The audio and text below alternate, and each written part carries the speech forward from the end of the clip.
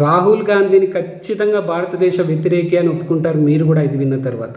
అవేంటంటే, ఈ రాహుల్ గాంధీ ఏ దేశం పర్యటించినా సరే ఆ భారతదేశ వ్యతిరేక శక్తుల్ని ఎందుకు ఎక్కువగా కలుస్తుంటాడు. ఇప్పుడు యుఎస్ పర్యటనలో ఉన్నటువంటి రాహుల్ గాంధీ ఉమర్ అనేటువంటి పాక్ ప్రేమికురాలు మరియు భారతదేశ వ్యతిరేకురాలని కలిశాడు. ఆమె గతంలో యుఎస్ పార్లమెంట్లో భారతదేశానికి వ్యతిరేకంగా పాక్ మద్దతుకు ఒక బిల్లునే ప్రవేశపెట్టినటువంటి వ్యక్తి. గతంలో మనం చూసాం భారతదేశ వ్యతిరేక శక్తులైనటువంటి ఖలిస్తానీ మద్దతుదారుని ఈ రాహుల్ గాంధీ కలుస్తాడు.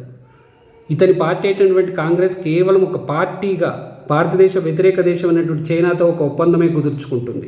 ఏ దేశం వెళ్ళినా భారతదేశం పరువు తీయడమే పనిగా పెట్టుకొని అదే కంకణంగా కట్టుకొని అక్కడున్న మీడియాతో భారతదేశానికి వ్యతిరేకంగా మాట్లాడతాడు. మరి భారతదేశ అంతర్గత విషయాలలో ఆ ఇతర దేశాలను కలుగజేసుకోవాలని మాట్లాడతాడు. భారతదేశం లోపట భారతదేశం బయట ఉంటూ భారతదేశానికి వ్యతిరేకంగా పనిచేసే శక్తులన్నీ కేవలం రాహుల్ గాంధీకి ఎందుకు మద్దతుగా నిలబడతాయి?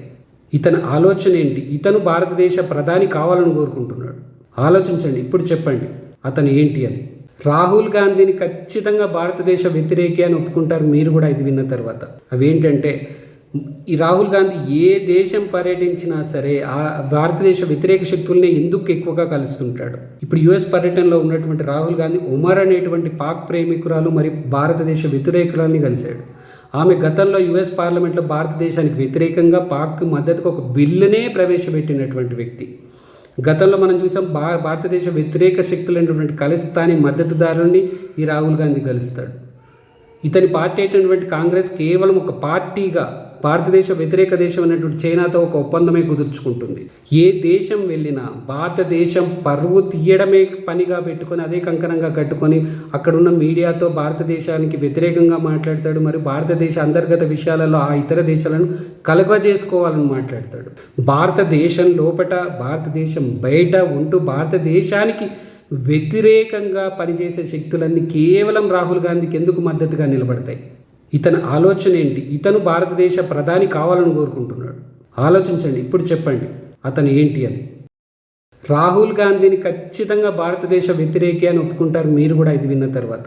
అవేంటంటే, ఈ రాహుల్ గాంధీ ఏ దేశం పర్యటించినా సరే ఆ భారతదేశ వ్యతిరేక శక్తుల్ని ఎందుకు ఎక్కువగా కలుస్తుంటాడు. ఇప్పుడు యుఎస్ పర్యటనలో ఉన్నటువంటి రాహుల్ గాంధీ ఉమర్ అనేటువంటి పాక్ ప్రేమికురాలు మరియు భారతదేశ వ్యతిరేకురాలని కలిశాడు.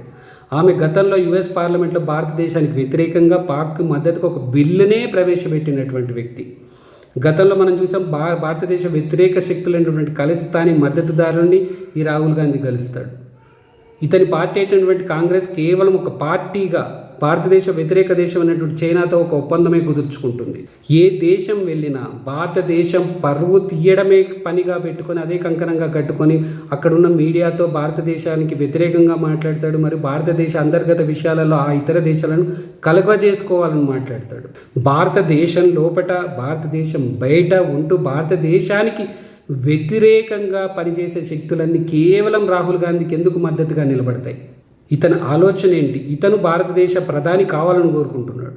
ఆలోచించండి, ఇప్పుడు చెప్పండి అతను ఏంటి అని.